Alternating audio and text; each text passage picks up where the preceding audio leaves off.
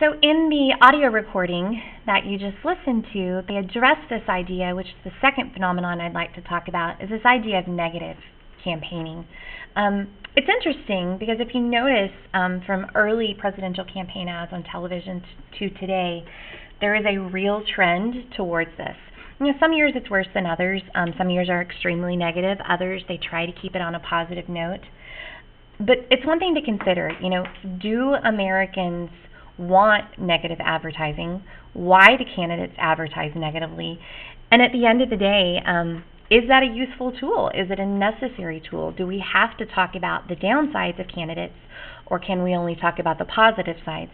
It's really not a right or wrong answer, but it's definitely something that the electorate discusses and people tend to have really strong feelings about, and yet at the end of the day, it doesn't seem to really change.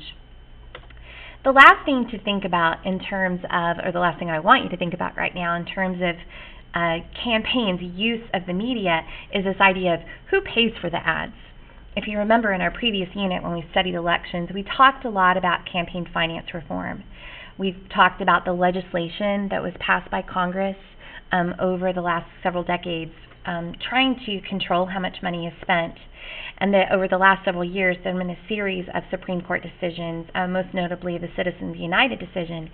And all of those have paved the way for the presence of more independent groups in terms of advertising, telling groups like 501c3s, 527s, or even super PACs that they are free to advertise so long as they don't violate that relationship with the candidate themselves.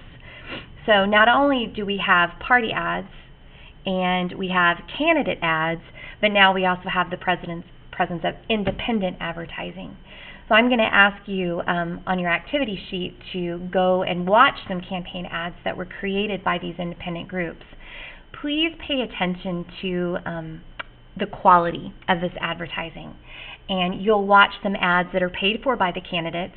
And how will you know that the candidates paid for them? Well, in modern years, from 2004 forward, what you'll find is at the end of the commercial, they'll say, I'm George W. Bush and I approve of this message. I'm Barack Obama and I approve of this message.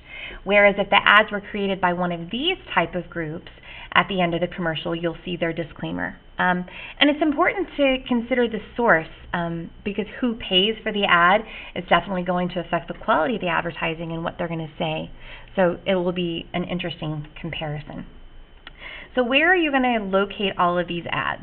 Well, you're going to access Chrome, and you're going to go to a website called livingroomcandidate.org. On your activity sheet, I've assigned particular campaigns, particular ads that I want you to see. So you'll click on the year. So for example, you click on 2004, okay? And you'll need to make sure that you've chosen the correct party. And the way you'll know which commercial to watch is by scrolling over. And if you scroll over the thumbnails, either in the pop-up box or up here in the gray, it will give me the name of the commercial. So obviously it's important that you watch the correct commercial to, number one, look for specific propaganda techniques. Also, if you can't find that commercial, go to the next page. Some years have multiple, and some years only have one page. So you'll do that, and then that's also how you'll be able to view the independent ads and contrast those with the candidate-sponsored ads.